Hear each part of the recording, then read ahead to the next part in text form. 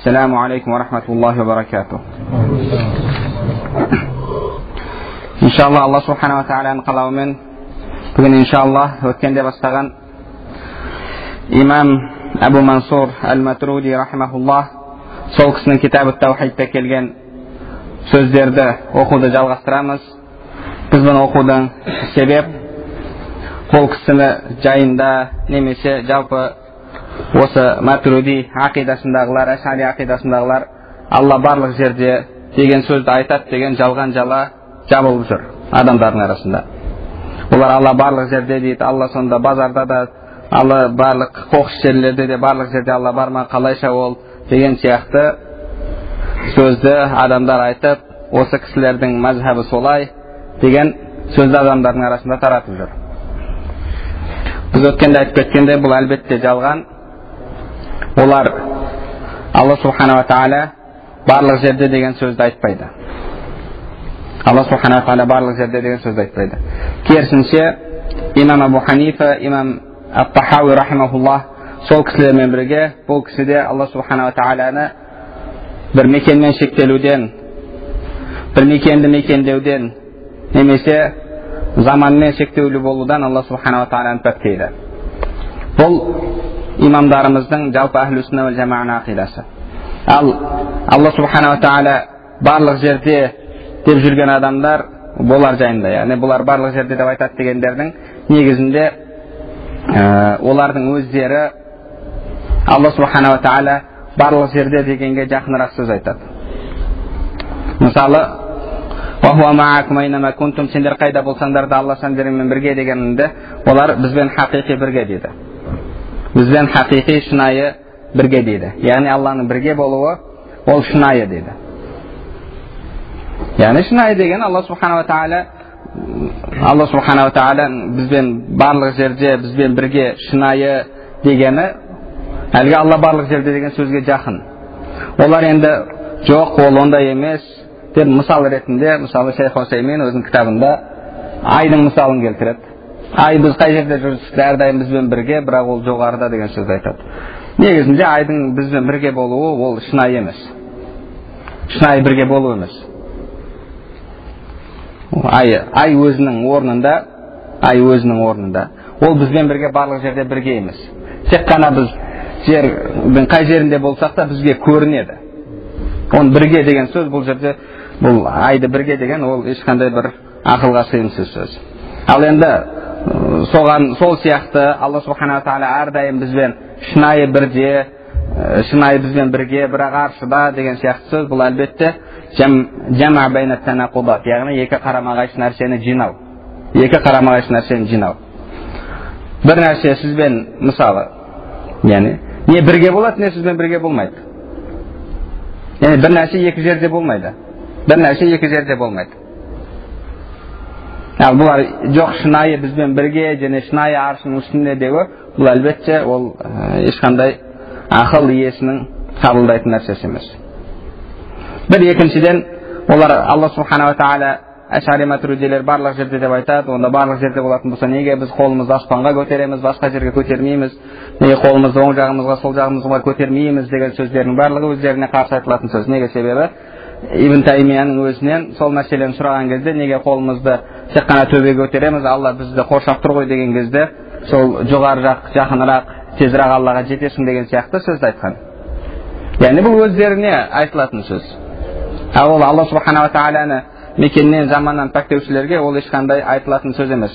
Және біз өткенде имам Матрудидің сол ішінде сол сөздің жалғандығын дәлелдеу ретінде өзінің кітабынан, Китаб ат-Таухид, Матрудидің кітабы 333 жылы қайтыс болған сол кісінің кітабынан оқуды бастағанбыз. Және ол кісінің Алла субхана ва тағалаға қатысты, мекенге қатысты адамдардың үш түрлі пікір айтқанын келтірген. Мұсылмандардың үш түрлі пікір айтқанын. Біреулері Алла субхана ва тағала аршыға орныққан, аршы олардың ақидасында үлкен бір орындық. Егер ол түсетін болса, өз болмысымен түседі, қимылдау арқылы, бір жерден екінші жерге көшу арқылы түседі деген сияқты сөзді айтады деген. Ол кісі бір тайпа, яғни мұсылмандардың арасында жүргендер солай айтады деді. Екінші біреулер Алла барлық жерде деп айтады. Бұның екеуі де Алланы шектеуге алып келеді. Алланы шектеулі дегенге алып келеді. Алла субханала тағала барлық жерде деп айтқандар, олар Алла шектеулі деп айтудан немесе Аллаға шектеу беріп қоюдан қашып, Алла барлық жерде деген сөзді айтқан. Және имам Матуриди бұл ақымақтық деді кітабында. Бұл ақымақтық себебі ол егер бір нәрсе екінші бір нәрсенің ішінде болатын болса, оның шегі соның шегімен бірге болады. Яғни бір нәрсе өзінен кіші нәрсеге енбейді. Ал бір нәрсенің ішінде болатын болса, яғни оның шегі сол сыртындағы нәрсе, қамтып тұрған нәрсенің бірге сол қай жерден бітетін болса, ол сол жерден бітеді. Ол да Алла шектеулі дегенге алып келеді. Және ол да ақымақтық деген сөзді айтқан. Және үшіншісі, Алла субханала тағалаға қатысты мекен заман деген нәрсе жүрмейді, тек қана мәжази мағынадан ғана дегенді айтады дейді. Бағанағы фиссама. Бұл әлбетте ол жерде шынайы мәкан мағынасында емес. Себебі фи араб тілінде бір нәрсенің ішінде дегенді білдіреді. Оны аля мағынасында қабылдайтын болсақ, біз өткен сабақтарда айтып кеткенде, ол мәжази мағынасы. Ол мәжази мағынасы. Яғни фи деген сөзді фиссама аспанның ішінде деген жоқ, бұл жерде аспанның ішінде деген мағынада емес, аспанның үстінде деген алып жатқан Ибн Таймия және оның шәкірттері, олар әлбетте Құранда мәжаз жоқ деп тұрып, қайтадан өздері мәжазға көшіп жатыр. Себебі фи сөзінің, яғни бір нәрсенің ішінде дегенді білдіретіні, үстінде деген мағынада келген кезде ол мәжази мағынасында келеді, шынайы мағынасында келмейді. Ал бұл жерде ол фиссама немесе ар-рахману алал арш истауа, Алла аршқа истиуа етті деген кезде, оның бәрі яғни ол Алла субханала тағалаға бір мекен беру емес. Алла субханала тағалаға мекен беру емес. Біз осыған қатысты имам Матуридидің сөздерін оқыдық. Және ол кісінің неге біз Алла субханала тағалаға қатысты нәрсе деген сөзді айта, немесе зат деген сөзді қолданамыз? Неге сендер зат, екінші біреулер, неге сендер Алла субханала тағалаға қатысты зат немесе нәрсе деген шей, яғни арабша шей деген сөзді қолданасыңдар? Неге онда жисім деп қана қоймайсыңдар деген уәждеріне қарсы ол кісі жоқ, шей деген кезде біз ол Алла субханала тағаланы жисім болудан, яғни дене болудан, және сол сияқты дененің сипаттары болудан пәктейміз деген сөзін келтірген едік. Және тура осы сөз имам Абу Ханифаның Фиқл Акбардағы сөзі. Фиқл Акбардағы сөзі. Ол кісі Фиқл Акбардағы сөзді шарықтап жатыр. Яғни имам Абу Ханифа рахмахуллах, Алла субханала тағала шейун ла калашия. Яғни Алла нәрсе, басқа нәрселерге ұқсамайды дейді. Ва ма'на шей исбатуху била жисм вала жауһар вала арад вала хадда лах вала нидда лах. Яғни Фиқл Акбар кітабында, яғни біз Алла субханала тағала нәрсе деген кезде ол Аллаға жисім берместен, Алланы шектеулерден пәктей отыра Алланы танимыз, Алланы қабылдаймыз дейді. Осы сөзбен имам Матуридидің біз өткенде оқып берген шейға қатысты сөзі екеуі бір жерден шығып жатыр. Және имам Тахауидің да Алла субханала тағала шектеулерден пәк дегені, Алла ағзам шектеулерден пәк дегені барлығы бір жерден шығып жатыр. Кім арасында бір айырмашылық көріп тұр? Имам Абу Ханифан шейун ла калашия, Алла субханала тағала шей, яғни шей деген сөз қолданылады. Бізде Алла ұлы зат деп айтып жатады. Осы сөзбен, бірақ Алла жисім емес деген сөзбен имам Матуридидің сол шейға қатысты Алла субханала тағала зат деген сөздің қолдануы жайында, оның яғни бұл жерде қолдану ол Аллаға дене беру емес деген мағынаны түсіндіріп береді. Біз өткен жолы оны оқып бердік. Бұл сөзімен имам Абу Ханифаның сөзінің арасында қандай бір қайшылық бар бір-біріне? Ешқандай қайшылық жоқ арасында. Яғни бұл барлығы бір жерден шығып жатқан сөз. Кейін біз имам Матуридидің сөзін оқып бердік. Әл-аслы фихи, яғни негізі мекенге қатысты сөйлеген кезде кәна уәла мәкән, Алла бар еді, мекен деген нәрсе жоқ еді. Уәжайзун иртифа'л амкина ва бақауху аля мәкән. Және мекен деген нәрсенің түгелдей жоқ болып кетуі жайыз дейді. Алла субханала тағала мекен заман деген нәрсені жаратты. Қаласа барлық нәрсені жоқ қылып жібереді. Мекен заман деген еш нәрсе қалмайды. Бірақ Алла субханала тағала өз сипаттарында қалады. Ал бірақ Алла субханала тағала аршыны жаратты. Аршыны жаратып болғаннан кейін аршыны өзіне мекен тұтты. Аршыға көтерілді, яғни орнықты деген мағынада айтушылардың сол ақидада жүргендердің сөзінде ол Алла субханала тағала егер барлық нәрсе жоқ болып кетсе өзінің сипатын да қалмайды. Себебі аршы да ол махлуқ. Аршы мақлау, егер аршы жоқ болған кезде Алла субхана ва тағаланың сипаты өзгереді олардың. Олар оны мойындаса да, мойындамаса да. Неге? Себебі оларда Алла субхана ва тағала мекенді жаратумен, аршын жаратумен өзіне жаңа сипат қосты. Өзіне жаңа сипат қосты. Ал имам Матуриди рахмахуллах, фаху аля макан. Алла субхана ва тағала дәл қазір әзәли сипаттарында, бұрын әзелде қандай болған болса, әуелде қандай болған болса, қазірде тура сондай дейді. Ва кана аля ма алейхи ал-ан. Және әзелде де қазір қандай болса, тура сондай дейді. Яғни Алла субхана ва тағала ешқандай бір мекен, заман жаратылуымен бір жаңа сипат ешқандай қосылған жоқ. Енді бұл сөзбен имам Абу Ханифа рахимахуллахтың фиқл акбарда, фиқл васияда келетін сөзі. Алла субхана ва тағала барлық мекенді, заманды жаратты. Алла субхана ва тағала барлық нәрсені жаратты. Алла субхана ва тағаланың аршыға істеу етуі истиқрар мағынасында емес, яғни орнығу мағынасында, мекен тұту мағынасында емес. Алла субхана ва тағала аршыны мекен тұтқан болса, онда аршы жаратылмай тұрып қайда еді деген имам Абу Ханифаның сөзімен мына сөз екеуі бір жерден шығып жатыр. Екеуі бір жерден шығып жатыр. Егер арасында айырмашылық көріп жатқан біреу болса, онда айтсын. Жоқ, имам Абу Ханифаның ақидасы бұл жерде имам Абу Ханифаның сөзі мен имам Матуридидің сөзі бір-біріне қарама-қайшы деп. Жоқ, бір нәрсені айтып жатыр. Имам Тахауи да рахимахуллах өзінің ақида кітабында мазала би сифатихи қадиман қабла халқихи ва лам яздад би каунихим шей'ан лам якун мин сифатихи. Алла субхана ва тағала өзінің бүкіл кемел сипаттарына әлемді жаратпай тұрып ие еді, және әлемді жаратумен Алла субхана ва тағала өзіне ешқандай жаңа сипат қосқан жоқ деді. Яғни тура мына кімнің сөзі? Имам Матуридидің сөзі. Имам Матуриди де бұл жерде фаху аля макан. Алла субхана ва тағала қазір әжели бұрынғы сипаттарында, және бұрында қазіргі сипаттарында еді. Яғни Алла субхана ва тағалаға қатысты ешқандай өзгеру деген нәрсе жоқ Алла субхана ва тағалаға қатысты. Және одан кейін бұл жерде ол Алла субхана ва тағалаға қатысты мына жерде біз Алла субхана ва тағаланы әлбетте ұлықтаймыз. Алла субхана ва тағалаға қатысты Алланың есімдері ұлы, жоғары деген әл-али, әл-мутаал, бұл Алла субхана ва тағаланың есімдері. Және бұл жерде бірақ ол ешқандай бір мекен мағынасында емес.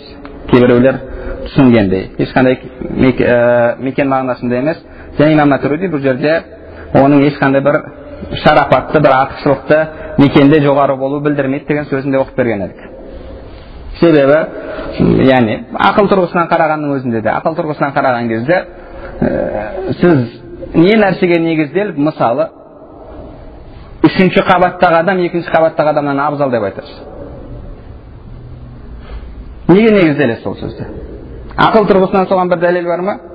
Яғни үшінші этаждағы адам екінші этаждағыдан абзал деген мекен жағынан жоғары болатын болса. Яғни мысалы, неде көріп жатамыз. Кейде мәжілісте басқада елбасының өзі шыққан кезде елбасы астында тұрады. Бұл жерде яғни оны сәл жоғары тұрғандар одан абзал немесе одан мәртебесі жоғары деген сөз ба? Жоқ, әлбетте ондай емес. Яғни мекеннің биік болуы ол ешқандай бір артықшылықты білдірмейді. Ешқандай артықшылықты білдірмейді. Ол бір яғни шараф емес. Және одан кейін бағанағы біздің Ибн Таймияның шәкірттерінің егер Алла субхана ва тағала барлық жерде болса, неге қолдарыңды аспанға көтересіңдер, неге қолдарыңды оң жаққа, сол жаққа, біреудің астына, біреудің үстіне көтермейсіңдер деген сөзіне қатысты. Яғни неге біз қолымызды аспанға көтереміз деген қатысты имам Матуридидің біз сөзін оқыған едік. Бұл сөзінде біздің қолымызды аспанға көтеруіміз ол ибадат тұрғысынан. Алла субхана ва тағала қалаған нәрсесін бізге ибадат етіп береді.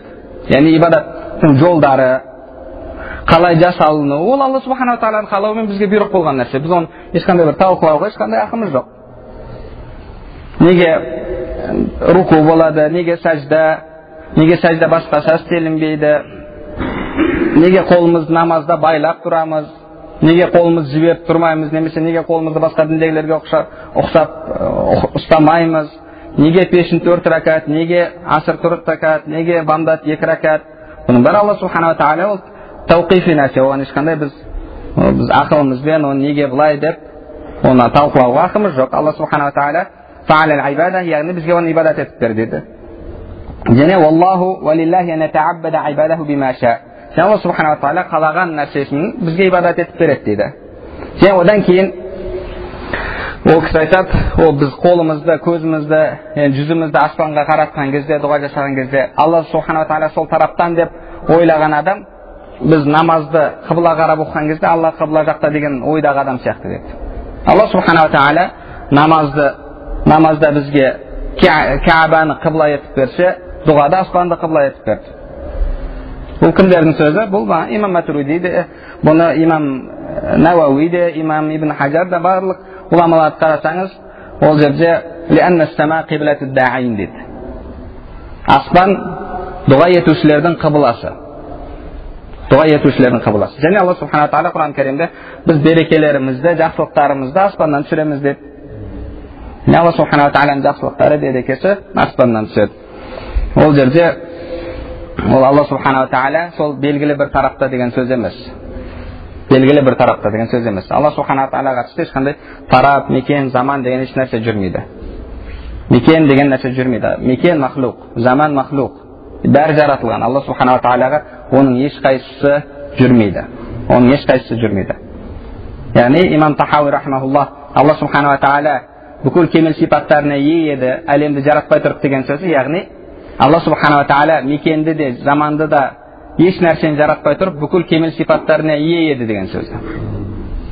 Себебі қайсы бір адам болсын, ол барлық нәрсенің махлуқ екен, Алладан басқа жаратылшы екен мойындайды. Мойындамаған адам ол діннен шығып кетеді.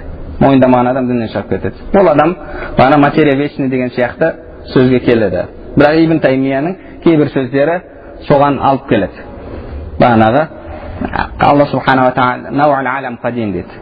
Науал алам қадим дейді, яғни көрініп тұрған әлем жаратылғанмен басқа бір әлем ол бастауы жоқ деген сияқты сөзді айтады. Сол үшін де ол Пайғамбарымыз саллаллаху алейхи вассаламнан келген Алла бар еді, Алламен бірге еш нәрсе жоқ еді деген хадисті қабылдамайды. Яғни ол тура сол мәтінді қабылдамайды.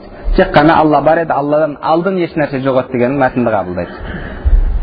Одан басқасын, яғни ал басқа барлық нәрсе махлуқ, Алла бар еді, еш нәрсе жоқ еді дегендердің барлығы барлық нәрсенің жоқтан пайда болғанына иман келтіреді. Яғни имам Тахауи рахмахуллах, Алла субханала тағала бүкіл кемел сипаттарына ие еді, әлемді жаратпай тұрып дегені, яғни мекен, заман жаратылмай тұрып, Алла бүкіл кемел сипаттарына ие еді деді. Және әлемді жаратқаннан кейін, яғни мекен, заман жаратылғаннан кейін Алла өзіне ешқандай жаңа сипат қосқан жоқ дегені, яғни Алла субханала тағала мекен мен заманнан пәк деген сөз. Кез келген ақыл иесі оны осылай түсінеді. Ал біздегі ақи бауырларымызда, оларда өкінішке орай Алла субханала тағала жоқ, әлемді жаратумен өзіне жаңа сипаттар қосты. Өзіне жаңа сипаттар қосты. Кейін барып аршыға орнықты дейді. Алла субханала тағала аспан дүниесін жаратқаннан кейін аспан дүниесіне түсіп көтерілетін болды деген сияқты сөздерді айтады. Яғни оларда Алла субханала тағала жаңа сипат қосыла береді. Және Алла субханала тағала яғни жайлап кемелдене береді деген сөз. Бұл әлбетте ол имам Тахауидің да, имам Абу Ханифаның да ешқайсысының ақидасына сай емес. Яғни ол кісілердің ақидасы ол Ибн Таймияның ақидасы емес. Кім Ибн Таймияның дұрыс деп қабылдаса, онда сол ақидада. Бірақ ол имам Абу Ханифаның ақидасы, ол 4 имамның ақидасы барлығы бір. Және басқа ғұламалардың да жалпы ахлу сүнна уал жаманың ақидасы бір. Алла субханала тағалаға қатысты. Яғни бұны несін айтып жатыр? Неге? Себебі кейбіреулер бұлардың ақидасын бір етіп, бір ақида етіп көрсеткісі келеді. Жоқ, бір ақида емес ешқандай. Мың қайнаса да сорпасы қосылмайды. Абу Ханифа рахмахулла, Алла субханала тағала өзіне жаңа сипат қосқан жоқ дейді. Бұлар айтады, жаңа сипат қосты дейді. Бұлар имам Абу Ханифа айтады, Алла субханала тағала жисім емес, Алла шектеулерден пәк дейді. Бұлар айтады, жоқ, Алла субханала тағала алты жағынан шектеулі дейді. Имам Абу Ханифа рахмахулла жәннат, тозақ мәңгі, қазір жаратылған мәңгі таусылмайды дейді. Бұлар келеді де, жоқ, тозақ мәңгі емес дейді. Тозақ мәңгі емес, тозақ бір күн келеді, бітеді, ішінен кейін Фирауын да шығады, Әбу Лахаб та бәрі шығып кетеді. Шығып кетеді деген өзі жәннатқа кіреді деген мағынада айтпайды, бірақ бір күн келеді, тозақтың ішінде ешкім қалмайды, тозақ қаңырап қалады деген сияқты соған қатысты бір әлсіз нелер келтіреді. Әлсіз дәлелдерді келтіреді. Оған иншалла имам Тахауидің сөзіне келген кезде Ибн ал-Қайимның қай кітапта келгенін иншалла бәрін көрсетіп, сол кезде оқып береміз. Яғни бір-біріне түгелдей қарама-қайшы ақида. Мынау Алла субхана тағала мекеннен заманнан өзіне бір жаңа сипат қосудан пәктейтін ақида. Бұл имам Абу Ханифаның ақидасы, имам Тахауидің ақидасы, сол кісінің ақидасын өзінің кітабында келтіріп жатқан, және сол кісілердің сөздерін бәрін шарықтап жатқан, кеңінен түсіндіріп жатқан имам Матуридидің ақидасы. Бұл бір ақида. Ал мына екінші жақтыңқы, ол әлбетте ол басқаша ақида. Ол өзінің бастауын негізінде Яхуди насранилардан алатын ақида. Яхуди насранилардан алатын. Неге? Себебі оларда да Алла субхана тағаланы ақидасы адамға ұқсатуға негізделген. Бұларда да ұқсатуға негізделген. Оларда Алла дене, бұларда да Алла дене. Оларда Алла Исаны оң жағына отырғызса, оларда пайғамбарымызды оң жағына отырғызады Алла субхана тағала аршыға. Яғни ол ақида негізінде ұқсастығы көбірек солармен. Бұл да болса пайғамбарымыз саллаллаху алейхи вассаламның сендер өздерінен алдыңғылардың артынан ересіңдер деген сөзінің растауы. Соның растауы. Енді біреулер басқа нәрседе еріп жатса, соларға ұқсап жатса, әдет ғұрпында, көзқарасында, екінші біреулер Алла субхана тағала деген сенімінде соларға ұқсап жатыр. Және иншалла қазір имам Матуриди рахмахуллахтың тағы да біраз сөздерін оқып береміз. Ол имам Абу Ханифамен еш жерде бір бөлініп кететін немесе келісе алмайтын жері жоқтығын иншалла осы кітапта көрсетілген. Және имам Абу Ханифа рахмахуллахтың хаттарына, сол кісінің фиқл акбар, уасия, сол кітаптарына негізделе отыра имам Матуридидің осы ақиданы шарықтаған үшін ханафи ғұламалары осы имам Матуридидің шарықтарына негізделеді. Бұл деген имам Матуриди өзіне бір жаңа ақида тауып алды, жаңа бір нәрсе ойлап шығарды деген сөз емес. Ол тек қана шарықтаушы. Яғни бұл кісілерді бағанағы бір жеті сипаттан басқасын мойындамайды, басқа деген сөз негізінде ол бос сөз. Ол көбінше оны айтып жатқандар Алланың олар сипаттарын мойындамайды деген кезде көбінше айтатындары, яғни бағана Құранда келген муташабихат аят хадистердегі жүз, қол немесе аяқ деген, яғни уәжихият, риджил деген, қадам деген сөздерді тікелей тілдік мағынасында қабылдап, оны ағза мүше мағынасында қабылдамайды дегенді олар Алланың сипатын мойындамайды деген сөзбен келтіреді. Негізінде ол ондай емес. Олар оны сипат ретінде қабылдайды, бірақ Алла субханала тағаланы ағза мүшелері болудан, Алла субханала тағаланың болмысы жаратылысқа ұқсаудан Алланы пәктейді. Яғни олар оның сипат екенін жалғанға шығармайды. Алланың сипат екенін мойындайды. Алланың яд, уәжих, айн деген сипаттары бар екенін мойындайды. Бірақ ол ағза мүше бір дененің бір бөлігі, ұстау, алу, беру құралы мағынасында қабылдамайды. Неге? Себебі ол ұқсастыққа алып келеді. Ол Алла субханала тағаланың болмысы басқа жаратылыстың болмысы сияқты деген сөз. Сенде екі қол болса, Аллада екі қол болса, сенде екі аяқ болса, Аллада екі аяқ болса, сенде екі балтыр болса, Аллада екі балтыр болса, сенде екі көз болса, Аллада екі көз болса, сенде жүз, Аллада жүз, сенде саусақ, Аллада саусақ. Не қалды онда ұқсамайды? Бірақ тек қана формасы, образы өзіне жараса деді.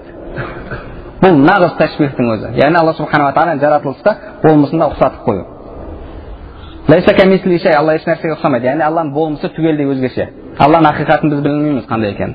Біз тек қана Алланың бізге Құранда келтірген сипаттарын білеміз. Одан басқа біз Алла субханала тағалаға еш нәрсе білмейміз. Ешкім Алланың білімімен қамти алмайды. Алла субханала тағала Құран кәрімде лайса камисли шей, Алла еш нәрсеге ұқсамайды деді. Яғни Алла еш нәрсеге түгелдей ұқсамайды. Тек қана көрініс жағынан емес, түгелдей ұқсамайды. Алланың ақиқатын ешкім білмейді, өзінен басқа.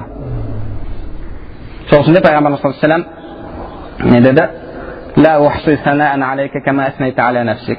Мен сен өзіңді мақтағандай сені мақтай алмаймын деді. Яғни сені мақтап, саған лайықты мақтаумен мақтай алмаймын деді пайғамбарымыз саллаллаху алейхи ва саллям. Неге? Себебі біз Алла субханала тағаланың толық кемел сипатын, толық Алланың ақиқатына жете алмаймыз. ولا يحيطون به علما.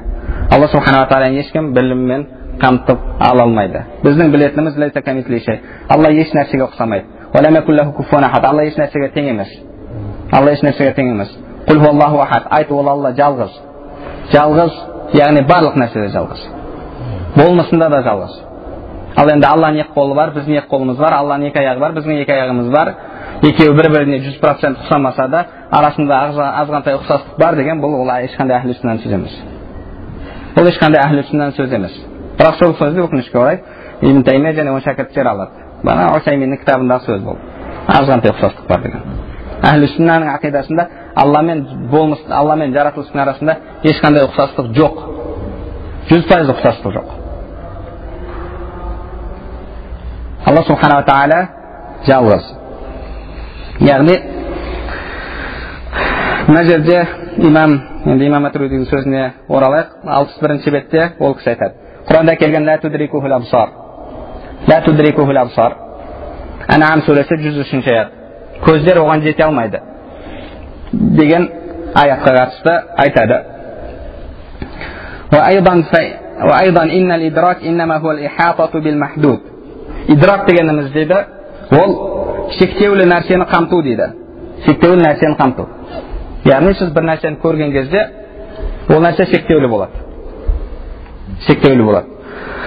Сіз сол көзіңіз жеткен жерге дейін сіз соны қамтысыз. Яғни көзіңіз қамтиды, сіз қамту арқылы көресіз. Көзіңіз қамту арқылы көреді. Ол шектеулі нәрсе болғандықтан да. Алла субхана тағала қатысты ал-идрак иннама хуал ихатату бил махдуд. Идрак дегеніміз яғни ла тудрик. Аллаға көздер жете алмайды деп аударсақ та болады. Ол адрака юдрику, Құранда аяттағы ла тудрикухул абсар. Идрак сол жету мағынасында. Идрак бірақ ол шектеулі нәрсені қамту деді. Wallahu yata'ala an wasfil hadd. Алла субхана ва тағала шектеулі болудан пәк деді. Алла субхана ва тағала шектеулі болудан пәк деді. Яғни Алла субхана ва тағала шектеулі болудан пәк болса, онда бізді Алла субхана ва тағаланы көруіміз Алланы қамтумен, немесе Алла субхана ва тағаланың бір шектеулерін көрумен болмайды. Неге? Себебі Алла субхана ва тағала ол нәрселерден пәк. Алла субхана ва тағала ол нәрселерден пәк. Бұл кімнің ақидасы? Бұл Абу Ханифаның ақидасы. Бұл Абу Ханифаның ақидасы.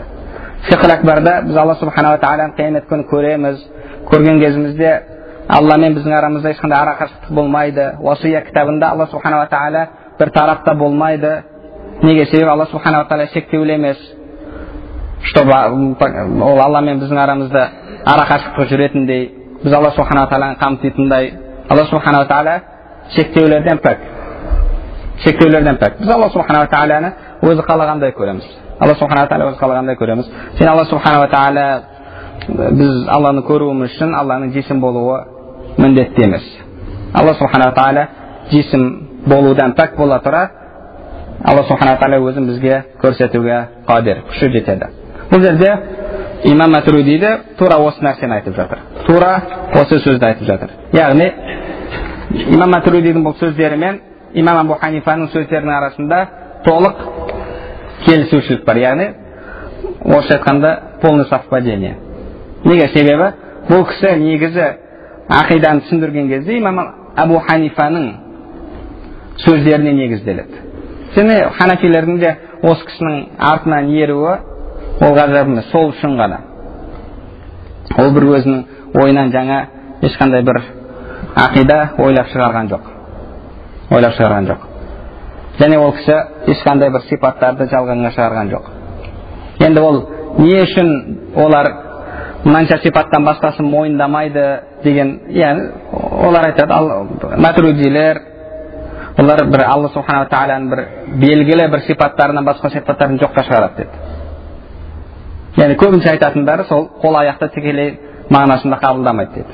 Бұл әлбетте ол имам Абу Ханифаның ақидасы.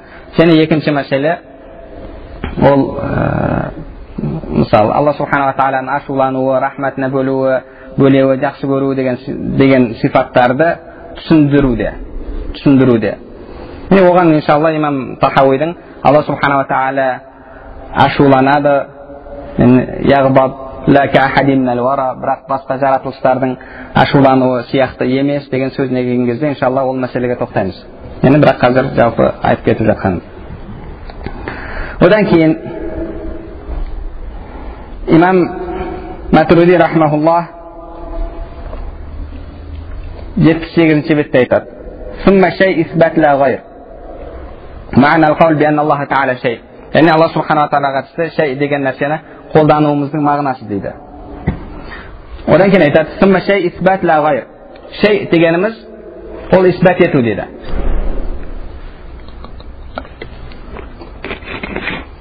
Yani араб тілінде жоқ нәрсеге şey деп айтылмайды.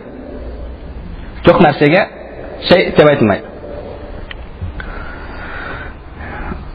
Бұл кісі айтады: ثم شيء إثبات لا غير. Şey деген сөз бір нәрсенің бар екенін исбат ету дейді. Одан басқа еш нәрсе емес дейді. وأما الجسم ал дене болатын болса дейді, فهو اسم لكل محدود. Ол әрбір шектеулі болған нәрсенің атауы дейді. Яғни барлық нәрсе, барлық бар болған нәрсе şey деп аталады. Яғни нәрсе, бар нәрсе. Бірақ барлығы дене емес. Барлығы дене емес. Мысалы, дене дегеніміз, бұл кісі айтып жатыр, ликулли махдуд, яғни барлық шектеулі болған нәрсе. Яғни шегі бар, ені бар, ұзындығы бар, өлшемі бар, ұстай аласыз, көре аласыз. Яғни ашутимі нәрселер. Ал бірақ әлем ол нәрсемен шектелмейді. Әлемнің өзі. Мысалы, сізде мейірімділік сипаты бар, рахымдылық сипаты бар. Бірақ сіз оны соны ұстап көре аласыз ба өзін? Бар нәрсе ме, жоқ нәрсе ме ол сипаттар? Бар адамда. Жомарттық деген бар, қорқыныш деген нәрсе бар. Сезімдерде бар нәрсе ме, жоқ нәрсе ме? Бар нәрсе. Бірақ ол көрілетін, ұсталатын нәрсе ме? Бірақ олар да нәрсе. Яғни біз Алла субхана тағалаға қатысты шай деген кезде оның бар екенін білдіреді бұл сөз тек қана. Оған бір, яғни Алланың болмысына бір сипат бермейді. Яғни ол бір дене немесе басқа деген сияқты. Яғни мысалы ол барлық нәрсе дене емес. Барлық нәрсе дене емес. Дене де шай. Яғни шайдың бір түрі. Бар нәрселердің бір түрі дене. Бірақ барлық бар болған нәрселер дене емес. Айырмашылығы түсінікті ғой, да? Айырмашылығы түсінікті. Денедегі сипаттар мысалы. Ол өздігінен болатын сипаттар емес. Бағана қорқыныш, жақсы көру, басқа деген сияқты сезімдер. Олар денеде көрініс табатын сипаттар. Бар ол нәрсе. Бірақ ол нәрсе мысалы ол шектеулі емес, ол ұсталатын нәрсе емес, яғни ол дене емес. Және оларды ара қашықтық деген нәрсе жүрмейді. Мысалы сіз айтпайсыз ғой, менің қорқыныш сезім мен жақсы көру сезімнің арасындағы мысалы ара қашықтығы мынанша деп. Немесе ол мен мына жерімде, немесе мына жерімде деп. Яғни ол барлық бар нәрсе ол дене емес. Барлық бар нәрсе дене емес. Бұл жерде біз яғни Алла субханала тағала сол нәрселерге ұқсатуымыз емес, бірақ барлық нәрсенің дене емес екендігін айтып жатыр тек қана. Барлық нәрсе дене емес. Бұл жерде имам Матуриди соны айтып жатыр. Ал жисм деген кезімізде ол уже бір определенный нәрсені білдіреді. Ол шектеулі болған, ұсталатын, сезілетін нәрсе. Дене, жисм. Ал шай бұл дегеніміз ол исбат ету ғана. Одан басқа еш нәрсе емес дейді. Одан басқа еш нәрсе емес. Одан кейін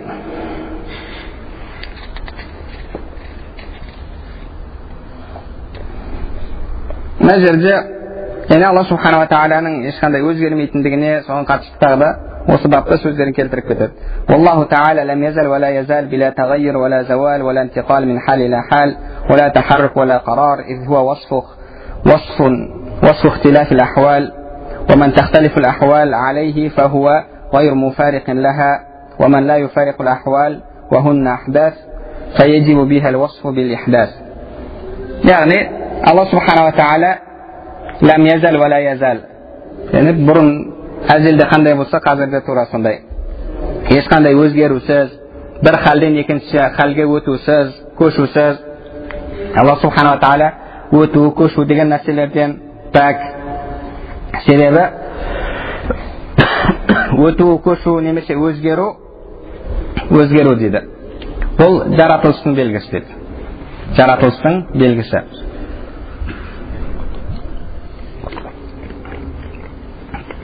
Ибрахим алейхиссалам күнге жұлдызға табынатын қауыммен не жүргізді? Жүргізген кезінде жұлдыздардың жаратылыс екеніне дәлел келтірді. Не деді? Ла ухиббул афилин. Мен жоқ болушы нәрселерді, яғни өзгеріп, бар болып, жоқ болып өзгеретін нәрселерді жақсы көрмеймін деді.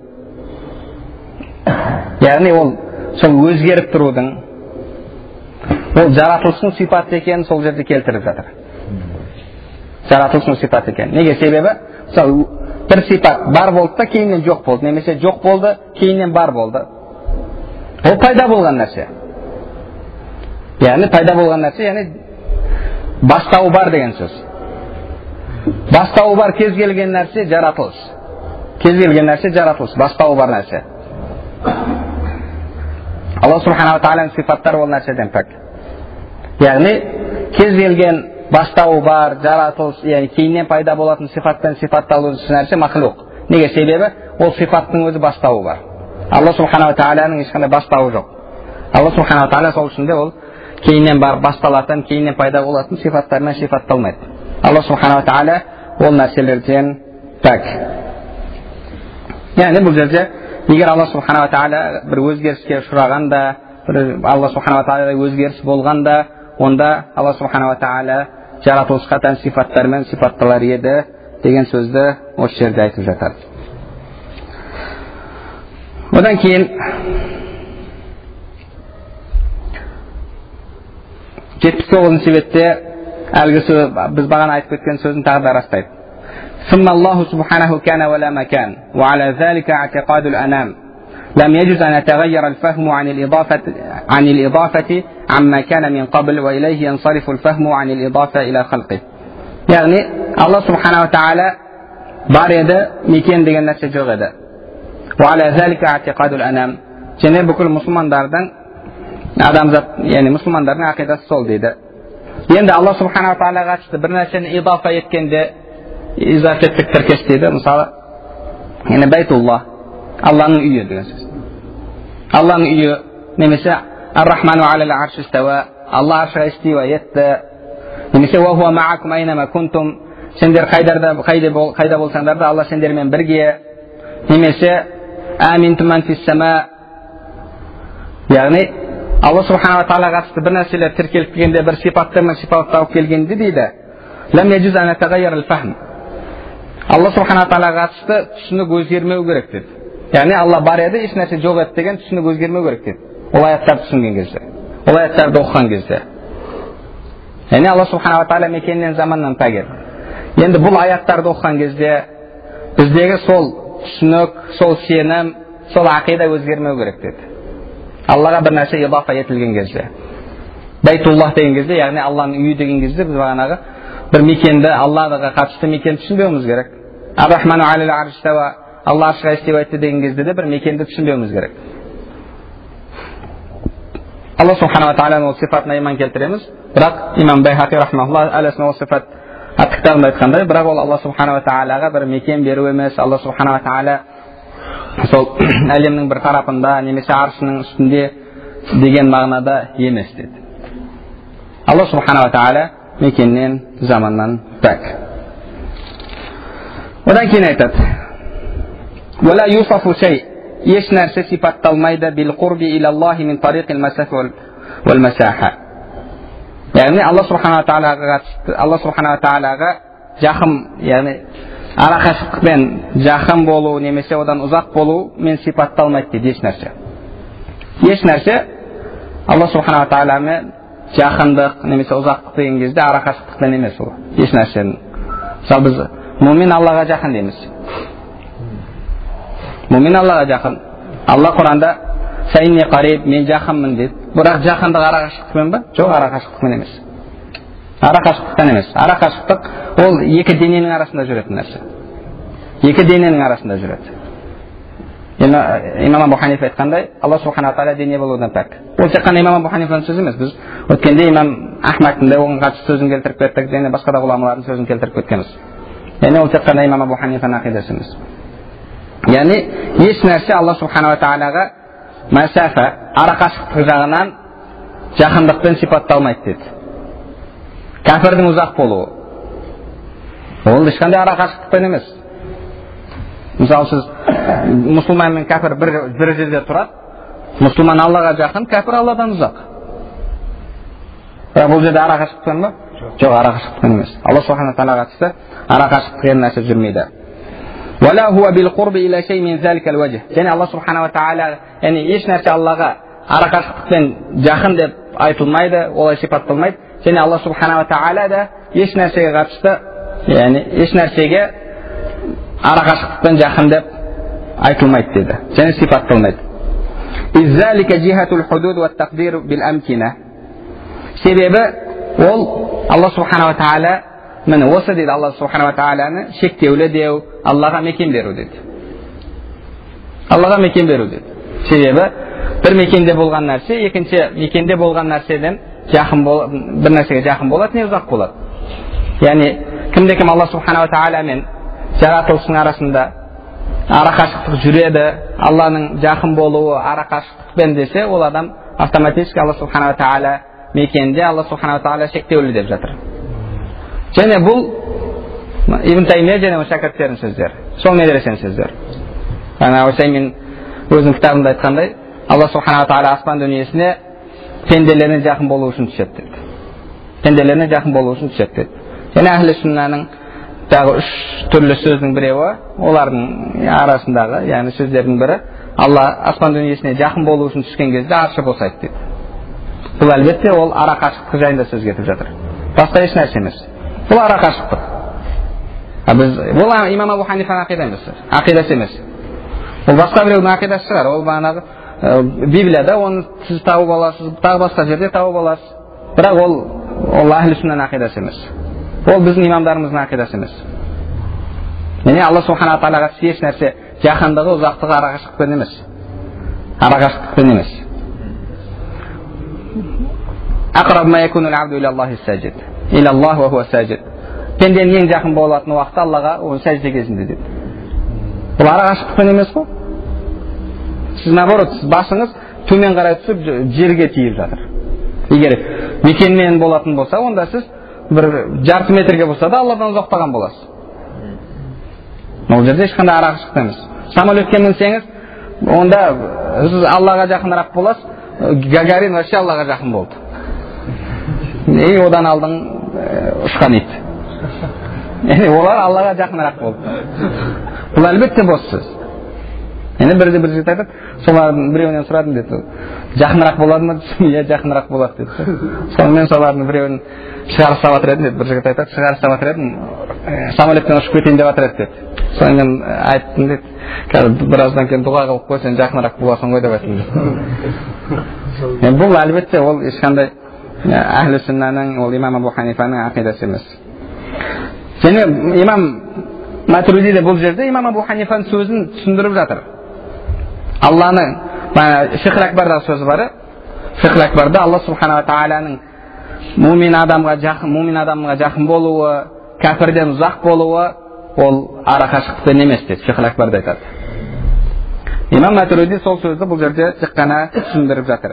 Себебі ол Алла субхана ва тағала шектеулі, Алла субхана ва тағала мекенге тәуелді деген сөзге алып келеді. Оның үшін айтсаң да айтпасаң да. Себебі ол арақашықтық шектеулі болған, шегі болған, ұсталатын, сезілетін денелердің арасында жүреді. Денелердің арасында жүреді. Алла субхана ва тағала дене болудан пәк. Және одан кейін айтады: وَقَدْ كَانَ وَلَا مَكَانَ فَهُوَ عَلَى مَكَانٍ يَتَعَالَى عَنِ الزَّمَانِ وَالْمَكَانِ. وَقَدْ كَانَ бар еді деген сөз. وَلَا مَكَانَ, لا مكان. فهو والله سبحانه وتعالى على ما كان. يعني сол әзәл сифатында يتعالى الله пәк дейді عن الزمان والمكان. Мекеннен де, заманнан да дейді. Бұл кімнің сөзі? Бұл имам Абу Ханифаның сөзі. Бұл имам Тахауидің сөзі. Имам Тахауи да өзінің сөзін келтірмейді. Ол кітабының басында Абу Ханифаның Абу Юсуф Мұхаммадтардың ақидасы деді. Яғни бұл солардың ақидасы. Одан кейін айтады: "Из илейхима тарджиу худудал ашия ва нихаятуха." Және барлық шектеулі, яғни барлық нәрсенің бітуі, шегі осы заманға, мекенге қайтады деді. Яғни шектеулі деген кезде адам, мысалы, кез келген нәрсе, егер шектеулі нәрселер, олар мекенмен шектеулі болады, не заманмен шектеулі болады. Яғни мысалы, срок годности 1 жыл дейді. Яғни ол сол заманмен шектеулі. Заманмен шектеулі. Ол 1 жыл өткеннен кейін жарамайды. Ол нәрсе 1 жыл өткеннен кейін жарамайды. Яғни ол да шектеулі. Ол заманмен шектеулі. Яғни барлық нәрсе, худуд ал-ашия ва нихаятуха, барлық нәрсе сол мекенмен заманға қайтады. Яғни шектеулер. Одан кейін, яғни бұл сөздерде де біз тура имам Абу Ханифаның сөздерімен екеуін бір екенін көріп жатырық. Ва қаулул қаил, 80 бетте айтады: "Айнаху", егер біреу айтса дейді, "Айнаху", ол қайда деп. Ва қаулул қаил, яғни біреудің ол қайда деген сөзі дейді, "Суалун анил макан", мекен жайында сұрақ дейді. Ва қад байянна аннаху ятаала ан залик, біз Алла субханала тағала ол нәрседен пәк екенін баян еттік дейді. Баян еттік. Яғни бұрын қатыспағандар болса, қазір ол мекеннен пәк дейді, анау хадис бар емес па, Алла қайда деген сияқты қазір кейбіреулердің басына ой келіп жатқан болуы мүмкін. Біз оған өткен сабақтарда ол мәселелерді түсіндіріп кеткенбіз. Иншалла кейінірек тыңдап алсаңыздар болады. Одан кейін айтады: "Вала юсафу Аллаху субханаху бил иттисал бил ашия вала ал инфисал вала ал хулул фиха ولا بالخروج منها من جهة المسافة على ما هو لأن الله تعالى كان ولا غيره فمحال الانتقال مما كان عليه لما مر بيانه وعلى التفسير بالخروج من صفات الخلق وشبهه يجوز من صفات الخلق وشبهه يجوز." يعني aytadi, Alloh subhanahu va taala bir narsaмен, ya'ni bir narsaga ittisol bir bo'lu, infisol bo'linu, hulul yenu, xuruj sig'u. Ya'ni Alloh subhanahu va taala hech narsaga qarshi bunday narsalarni sifatlolmaydi dedi, araqashlik qilgandan. Ya'ni yenu, sig'u bir narsadan birigib tur, nemisi bo'linib tur degan Alloh subhanahu va taala o narsaning barlig'idan pok deydi. Sebebi Alloh subhanahu va taala bar edi, hech narsa yo'q edi. Seni Alloh subhanahu va taala biz bayon etgandek o'zgaruvi ol mumkin emas dedi. Va yusafu bil qurbi min tariq al-awn wa an-nasr wa min jihati at-tasrif wa at-takhsis wa min jihatihi ar-rahma wal ihsan wa min jihati at-tawfiq wal irshad. Alloh subhanahu va taala yaqin degan sifatdan sifatlanadi, biroq ol qayerdan? Al-awn wa an-nasr. Alloh subhanahu va taala ya'ni jardam beruvi, Alloh subhanahu va taalaning tashrif va taxsis, ya'ni birovlarda hurmatli etu жағынан, ya'ni мысалы пенделерім, мұсылман пенделерім маған жақын деген кезінде, ол солардың дәрежесін, абыройын көтеру. Омен жихати рахма вал ихсан, және мейіріміне бөлу, жақсылығына бөлеу, тауфиқ, яғни тура жолға бастау мағынасында деді. Яғни Алла субхана ва тааланың жақын болуы сол мағынада. Ол бір арақашықтықпен емес.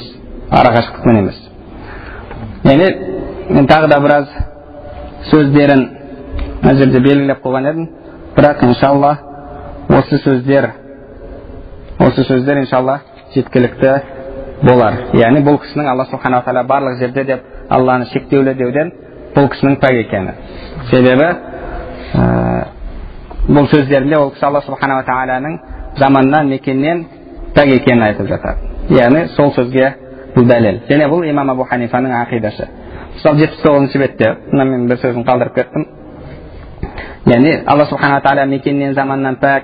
Біз Аллаға қатысты бағанағы Байтуллах немесе Алла аршыға істеу етті, сендермен бірге, қай жерде болсаңдар да бірге деген аяттарға қатысты біздің түсінігіміз өзгермеу керек. Алла мекеннен, заманнан пәк деген түсінік өзгермеу керек деген кезде, одан кейін айтады: وعلى ذلك يفسد قول من يصفه بكل مكان إذ لا فرق بين مكان واحد مخصوص يضاف إليه وبين الجملة және бұл сөзде де Алла субханала тағала барлық жерде деген сөзінде, яғни бұл біздің ақидамыз, оны бұзады дейді. Бұл сөзде бұзылады дейді. Яғни себебі дейді, ол бір белгілі бір мекенде болуымен барлық жерде болу екеуі бір нәрсе деді. Екеуі бір нәрсе. Яғни арасында ешқандай бір айырмашылық жоқ. Ол адамдар ақымақтығынан, біз егер Алла бір жерде деп айтатын болсақ, онда біз Алланы шектеулетіп қоямыз, онда не істейміз, онда Алла барлық жерде деп айтамыз деген, бұл негізінде ол ақымақ адамның сөзі. Ол ақымақ адамның сөзі. Ол сөзді айтып жатқан адам, яғни Алла субханала тағаланың болмысы әлемнен кішкентай деген сөзі. Әлемнен кішкентай деген сөзі. Және Алла субханала тағала ол әлемнің ішінде деген сөзі. Әлбетте бұл сөздің өзі де күфір. Және мына 90-шы бетте бір сөзді келтіріпті. Осы сөзбен бұл кісінің сөздерін тамамдайық. Вал мушаббихату яқулун. Мушаббихалар айтады дейді. Мушаббиха дегеніміз Алла субханала тағаланы ұқсатушылар. Яқулун лаху мисалун фил халқ. Жаратылыста Аллаға мысал бар деп айтады дейді.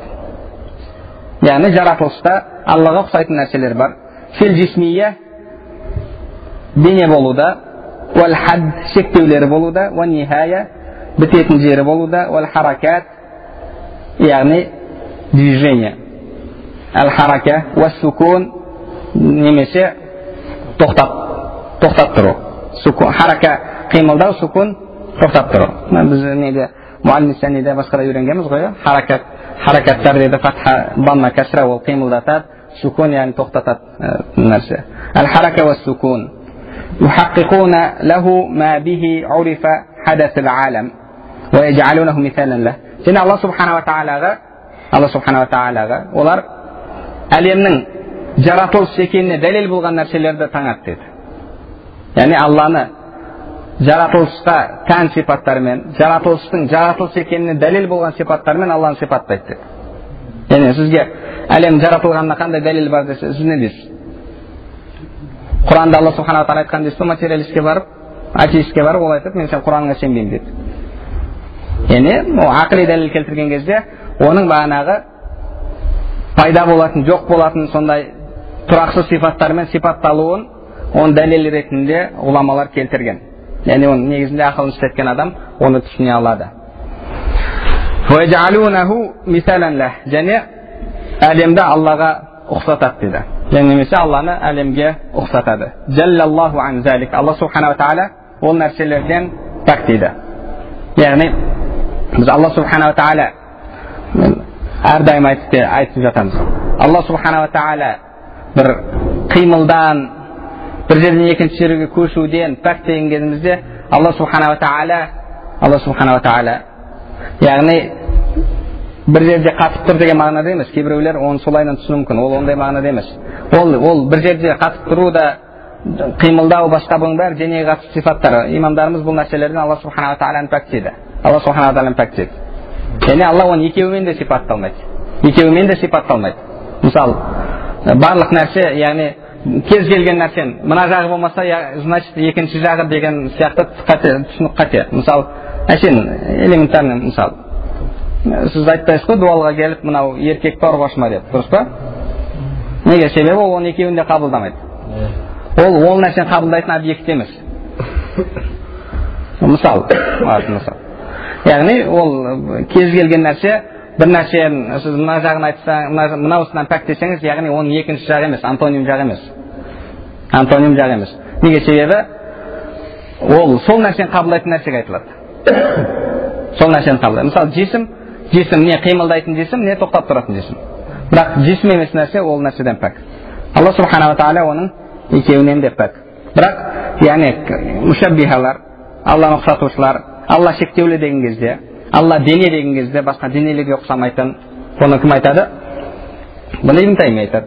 Бұны Шейх Усаймин айтады. Шейх Усаймин Алла субханала тағаланың шынайы қолы бар, шынайы аяғы бар, Алла өз болмысымен түседі деген сияқты сөздерді айтып қойғаннан кейін айтады. Кейбіреулер айтады, сендердің бұл сөздерің Алланы дене дегенге алып келеді деген сөзді айтады деді. Егер ол соған алып келетін болса деді, онда Алла дене бола қойсын деді. Бірақ біздің анық білетініміз ол басқа денелерге ұқсамайды деді. Яғни жисмилля каладжсам. Алла дене, бірақ басқа денелерге ұқсамайды деген сөз. Мысалы имам Абу Ханифа Алла субханала тағала арақашықтықпен жақын немесе ұзақ болудан пәк.